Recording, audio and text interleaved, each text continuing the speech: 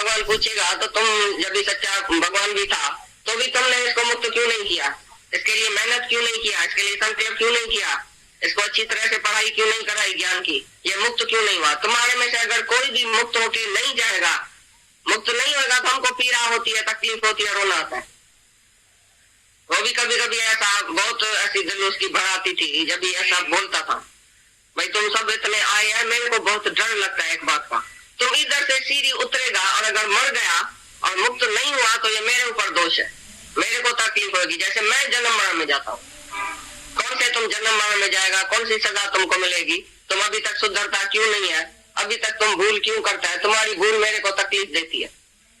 ब्रह्मज्ञानी को ऐसी करुणा होती है। तो रोना तो हजार किस्म का होता है, लेकिन कोई कैसे रोता है। कोई स्त्री बेटे के लिए रोता है, फिर जिज्ञासु जो भगवान के लिए रोता है, फिर ब्रह्मज्ञानी तो खुद भगवान है, तो फिर तुम्हारे लिए रोएगा वो। भाई अभी तक कब तक ये आता जाता रहेगा, क्यों नहीं इसको निश्चय होता है, कब इसको निश्चय होएगा, तुम्हारी खुशी में मेरी खुशी है, ऐसा बोलता है।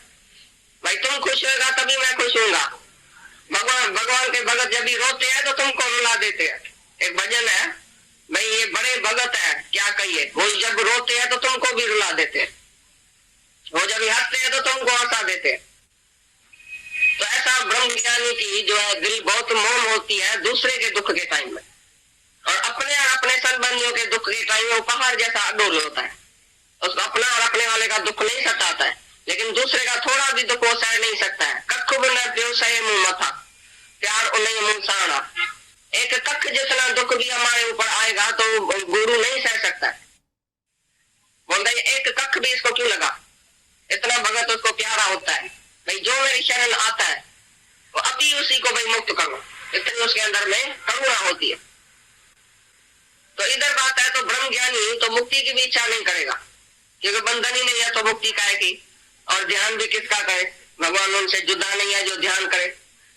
मुक्त तो पहले से ही है, वो समझता है मैं पहले से ही मुक्त हूँ, आत्मा हूँ, तो आत्मा करके वो ध्यान भी नहीं किसका करेगा, क्योंकि उसके अंदर में मोह नहीं है, जगत नहीं है, विक्षेप भी नहीं है, कुछ भी नहीं है, संकल्प विकल्प भी नहीं है। वो ब्रह्म में टिका हुआ ज्ञानी अभी किसका ध्यान करे और कौन सी मुक्ति की इच्छा करे। जीवन मुक्ति का लक्षण देता है। पर शास्त्रों में यथार्थ ज्ञान है, लेकिन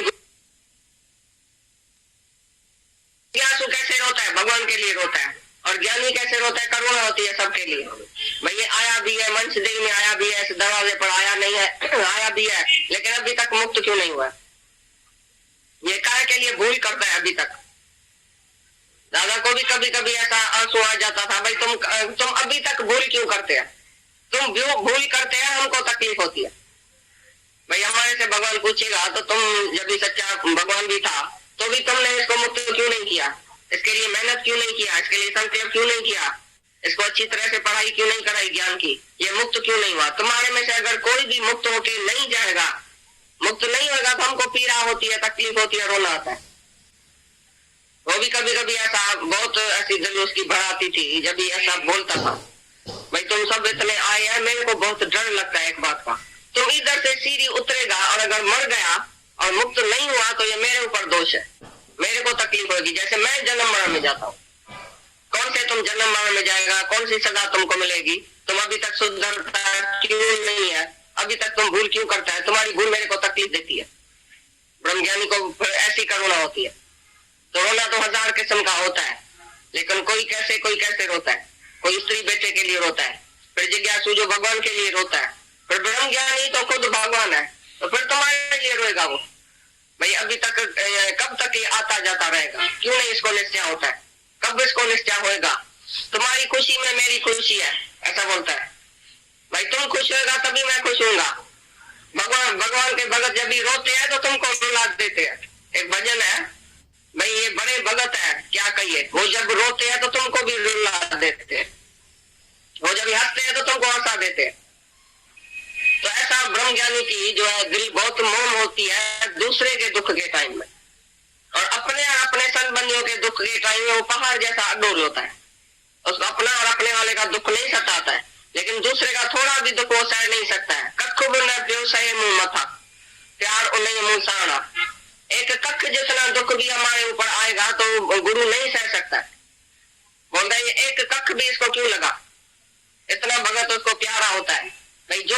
ज्ञान आता है तो अभी उसी को भाई मुक्त करो, इतनी उसके अंदर में करुणा होती है। तो इधर बात है तो ब्रह्म ज्ञानी तो मुक्ति की भी इच्छा नहीं करेगा, क्योंकि बंधन ही नहीं है तो मुक्ति काहे की, और ध्यान भी किसका करे, भगवान उनसे जुदा नहीं है जो ध्यान करे। मुक्त तो पहले से ही है, वो समझता है मैं पहले से ही मुक्त हूँ, आत्मा हूँ, तो आत्मा करके वो ध्यान भी नहीं किसका करेगा, क्योंकि उसके अंदर में मोह नहीं है, जगत नहीं है, विक्षेप भी नहीं है, कुछ भी नहीं है, संकल्प विकल्प भी नहीं है। वो ब्रह्म में टिका हुआ ज्ञानी अभी किसका ध्यान करे और कौन सी मुक्ति की इच्छा करे, जीवन मुक्ति का लक्षण देता है। पर शास्त्रों में यथार्थ ज्ञान है, लेकिन गुरु का ज्ञान यथार्थ नहीं है। गुरु कैसा भी वचन बोले, नीचे बोले, ऊपर बोले, गालियां देवे, क्या भी बोले, लेकिन तुम्हारा अज्ञान खाली नाश करे, तो यथार्थ नहीं भी बोले समझो। दादा को बोलता है दादा तुम गाली देते हैं, यथार्थ वचन में तो लिखा ही नहीं पड़ा है ज्ञान में, कहा शास्त्रों में तो गाली लिखी नहीं पड़ी है। बोला हमारा ज्ञान यथार्थ से ऊपर है, हम गाली देके तुम्हारा देह ध्यास कैसे भी काटेगा, तुमको मार भी देगा, जूता भी लगाएगा सर पर, तो तुम्हारी देह और आत्मा जो अलग हो जाए, तो यथार्थ ज्ञान से भी ऊपर है ये आत्मा का ज्ञान। तो मानेंगे नहीं, ये परंपरा जलता है, कौन सड़ता है, कौन ठंडा है, कौन शीतल है, किसको देह ध्यास है, किसको अहंकार है, मैं शाहूकार हूँ। बोला शाहूकारों तो कभी ज्ञान नहीं लगेगा, बस शाहूकार ऐसा ऐसा जलता था। बोला दादा क्या बोलता है, शाहूकार को ज्ञान नहीं लगेगा। बोला ये शाहूकार है, देखो देखा। बोला बुद्धियों का तो ज्ञान नहीं लगेगा, तो बुद्धि आके जलती थी। कभी बोला लड़कियों का तो कभी नहीं लगेगा, कभी बोलता था बीमारों का तो कभी नहीं लगेगा। बोला क्यों दादा ऐसा क्यों बोलता है, तो तुम बीमार है, तुम बुढ़ा है, तुम अज्ञानी है, तुम बेवकूफ है, काय के लिए तुम अपनी भाषा से माना। आत्मा को नहीं सुना ना तुमने बुढ़ा सुना, गाली सुना। एक माई ने बोला 30 गाली दिया दादा ने 1 घंटे में, तो बोला 7 बारी मैंने आत्मा कहा, 30 बारी तो गाली दिया, रन बोला, बदमाश बोला, कुछ भी बोला, वो तो तुम्हारे देह को बोला, लेकिन 7 बार गुरु ने सब दे दिया पहले ही तक। अभी कोई गाली बची नहीं है जो तुम लोग हमारे को दी और हम जले, जला के दिखाओ हमको, क्योंकि गुरु ने पहले ही दिन हमको सब कुछ बोल दिया, सारी दुनिया की गालियां हमको दे दिया, तो अभी हमको कोई भी उसका शौक नहीं है। तो देही जल के भस्म हो गई, मन को ही जला के भस्म कर दिया, अब बाकी आत्मा रह गई। अभी सारी दुनिया की गालियां हमको नहीं लगे, क्योंकि गुरु ने ऐसी कोई गाली छोड़ी नहीं और ऐसा कोई मारपीट छोड़ा ही नहीं। मन को मार के खत्म कर दिया, जैसे कुत्ते को सटता है ना, कुत्ते का पूंछ है ऐसा ही, तो उसको रोज रोज मारना पड़ता है। तुम्हारा मन भी कुत्ते के पूंछ की तरह रोज डिंगा, रोज फिडा लगा पड़ा है। इधर बोलेगा जी हाँ तुम सच बोलता है, फिर घर में गया फिर डिंगा फिडा हो गया कुत्ते के पूंछ की तरह, फिर वही माया, वही अहंकार, वही इच्छा, वही क्रोध, वही काम। तो उसके लिए गुरु कौन सी तलवार लेके बैठे, बताओ तुम कौन सी गालियों के लायक है, वो बताना। इधर तुम्हारा मन कौन सा बदमाश नहीं है, कौन सी बदमाशी नहीं किया लाइफ में, कौन सी भूल नहीं किया, वो इधर बताओ। तो गुरु कौन सी गाली देगा, अभी तो थोड़ी दिया है, कौन सी गाली तुम्हारे लिए तैयार रखे, तुम कितने के लायक है, कौन सा काम को तुमने नहीं किया दुनिया में, बताओ कौन सा तुम इशराफ है। मन को जाके जांचना, कैसा ठग है, क्या क्या बोलता है, कैसे राग द्वेष हसद तान, दूसरे को देख के जलना सड़ना, काम क्रोध वासनाओं में जलता है, इच्छा में जलता है, क्रोध करता है। अरे जिस बेटे को तुमने पैदा किया प्यार से, उसी को ही तुम क्रोध करता है। जिस स्त्री को प्यार से लेके आया, स्त्री तुम मेरी प्राणों से भी प्यारी है, चिट्ठी लिखा उसको, प्राणों से भी प्यार है, उसको तुम क्रोध करता है। कौन सा तुम्हारा स्वभाव है, तुम देखो तो सही। ऐसे स्वभाव वाले को गुरु बैठ के बनाता है। सोनारा तुम्हारे के सोन को छका करके मुतरका लगा के, दस्ता लगा के, तभी तो गहना बनाता है। ये नाव कैसे बनी, लकड़ा पड़ा था रास्ते में, सबको ऐसा दुखी कर रहा था, वो लकड़ा एक कारीगर के हाथ में आ गया, छकाछुकी करके उसी को नाव बनाए। कौन सी चीज है जो बिना छकाछुकी के बन गई? ये पलंग कैसे बना जिस पर तुम बैठा है? कुर्सी कैसे बनी? कुर्सी को कितना छेद किया गया है बेचारे लकड़े को, ऐसे ही बन गया। तो तुम भी ऐसे ही बनेगा क्या बिगर गाली के? सतगुरु शिक्षा की हलत पलत दो संवारे, वो कैसे संवारे? उठते बैठते तुमको गाली देगा। दादा बोलता है 1 मिस्टेक करेगा 10 गाली खाएगा। उसी डर से हमारा मन मिस्टेक ही नहीं करता था। भाई 10 गाली कौन खाएगा, ऐसे अच्छा हम सुधर के चले ना। तो तुम्हारा मन जन्म जन्म का पापी जो गंदा है, अहंकारी, दीठ, वो कैसे सुधरेगा? कोई तो ऐसा गुरु चाहिए ना सच्चा, जो तलवार लेके बैठे तुम्हारे मन का शीश, मन का मुद मुदा ओढ़े राम। ये मन जो चलता है ऐसा ऐसा अहंकार में, घड़ी घड़ी अहंकार आता है, क्या बोल रहा आप, थोड़ी थोड़ी बात में वो भूल जाता है, खिसक जाता है, ऐसा मन है तुम्हारा। जब ऐसा कोई कीला ठोकेगा गुरु, तभी तुम्हारा मगज ठिकाने आएगा। मगज में हवा बड़ी पड़ी है अहंकार की, पैसे का अहंकार, जौनी का अहंकार, होशियारी का अहंकार, शास्त्रों का अहंकार, जान पैंजी जान विजयी थी जान में। ये जो पहला जन्म है तुम्हारा, ये तुमको याद है हमेशा, मैं कुछ तो हूं, मैं क्या नहीं हूं। घर में जाके सबको दबाएगा, स्त्री को, बेटे को, नौकर को, सबके ऊपर तुमने राज किया है, लेकिन एक ही गुरु दुनिया में निकलेगा जो तुम्हारे ऊपर राज करेगा। कोई तो इस मन के ऊपर राज करे तभी मन मरेगा ना। ऐसे तो मन तो भवाटी में आ गया, मैं क्या नहीं हूं, मैं क्या नहीं। किसके आगे झुकने वाला नहीं है मन। तुम बाप के आगे झुका, बेटे के आगे झुकता है, मास्टर के आगे झुका। मास्टर को तो पिन और टाचनी लगा के आते हैं कुर्सी में। ये जो स्टूडेंट है ना आजकल, वो मास्टर को कौन सी गाली देता है, कैसे पिटाता है, उसको रुलाता है, प्रोफेसर बेचारे सब दुखी है लड़कों से, क्योंकि मास्टर के आगे भी झुकाने। कौन तुमको झुकाने वाला है दुनिया में? स्त्री के आगे झुकेगा तुम? किसके आगे झुकेगा? बाप के आगे झुका, बाहर से झुका, अंदर में बोला बाप कभी मरे तो हमको गद्दी मिले। क्या तुमने किया? किसके आगे भी अहंकारी मन झुका नहीं है। इसके लिए गुरु इतना पावरफुल चाहिए, सर्वसम्मत चाहिए, जो तुम्हारे मन को मोड़े, मन को मोड़े मोड़े रबर की तरह ऐसा मुड़ जाए मन। दादा बोलता ना तुमको रबर की तरह मैं मोड़ूंगा। रबर को जैसे ऐसा करो मुड़ जाता है, ऐसा तुम्हारा मन मुड़ना चाहिए। मोड़ के चलो, दुनिया से मोड़ के इधर जुड़ो। जो जो मन दुनिया में जाता है, फिर इच्छा, फिर वासना, वही काम, वही क्रोध, वही ख्याल, वही संकल्प विकल्प चलता है। उसके लिए गुरु की मार कितनी चाहिए तुम बताओ? कैसे ये मन सुधरेगा? मीठी मीठी बातों से तो सुधरा ही नहीं है। स्त्री ने भी तुमको मीठा बोला, सबने दुनिया में मीठा बोला, आओ सेठ जी आओ, बैठ जी आओ, पिताजी आओ, माता जी। तो गुरु एक ही गाली देगा तो तुम्हारे को भाला लग जाएगा अंदर, भाई मैं देवी नहीं हूं, मैं तो आत्मा हूं। किसको गाली लगती है? कौन जलता है? किसको क्रोध आता है? किसको कामना होती है? ये मन तुम्हारा जीता है अंदर, तभी तो जगत देखने में आता है, सुनना चलता है, संकल्प विकल्प चलता है। इसी मन से तो तुम दुखी है। ये मन ही तो तुम्हारा दुश्मन है। तो गुरु तुम्हारे मन का दुश्मन है। जब तक मन का दुश्मन बन के नहीं बैठेगा गुरु, तो तुम्हारा दुश्मन कैसा जाएगा अंदर? कृष्ण भगवान ने अर्जुन को इतनी शक्ति दिया, जैसे सारी दुनिया को उसने खलास कर दिया, सारे जगत को ही ठां करके मार दिया, भाई मेरा कोई नहीं है।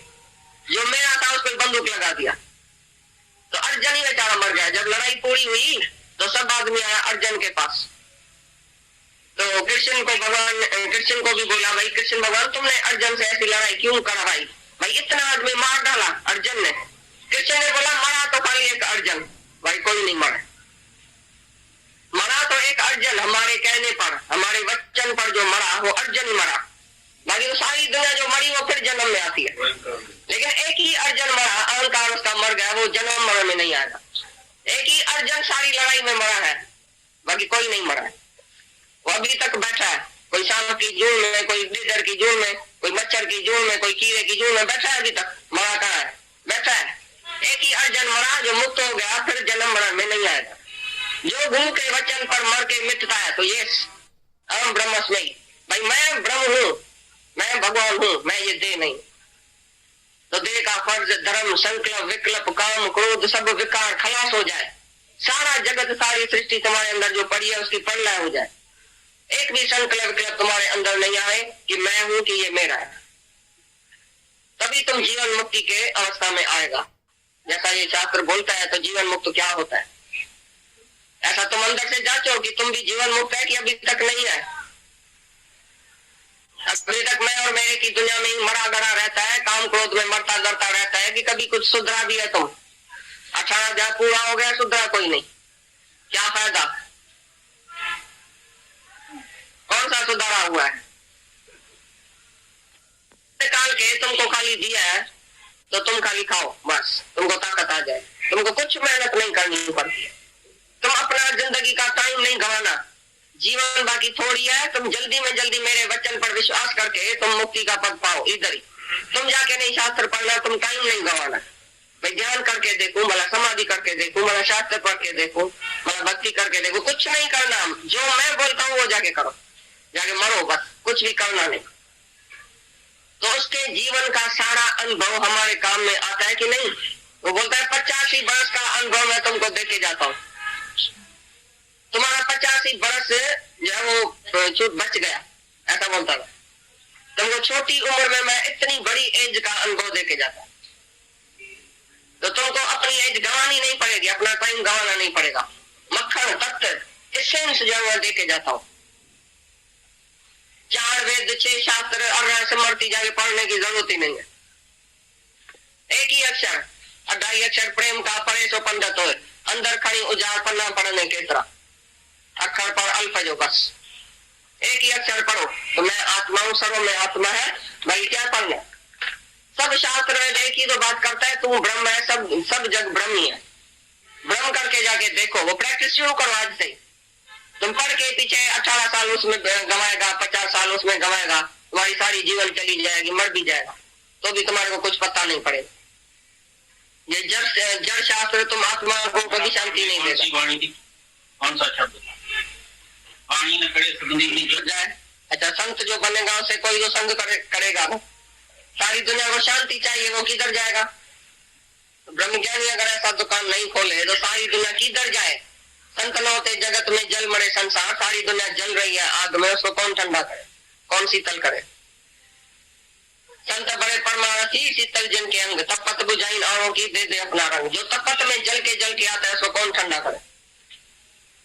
तो सहज स्वभाव हो जाता है। ऐसा नहीं ज्ञानी जाके कहा उपदेश करता है, कहा के गुरु बन के बैठता है, स्टेज पर बैठता है, नहीं, उसको तो सारी दुनिया छोड़ेगी नहीं। उसके पास कई लोग आएंगे, ऐसा लगता है तो मेरे को याद करता है, मेरे को नींद करने नहीं देता है। भक्तों पर भीड़ पड़ी और नंगे पांव जाता हूँ, भक्तों पर भीड़ पड़े और भगवान सोया पड़ा रहे, भैया अवधूत है, ब्रह्म ज्ञानी है, उसका दुनिया में आने का जरूरी नहीं था। जो दूसरे के लिए नहीं जीता है वो आया क्यों दुनिया में? आया अपना सुख लेके, मैं तो जीवन मुक्त हूँ, बस मर गया। उसका अनुभव किसको नहीं मिला? उसीलिए किसको शांति नहीं मिली। बर्फ क्या है जो जिसको ठंडा ही नहीं किसको दे रहे?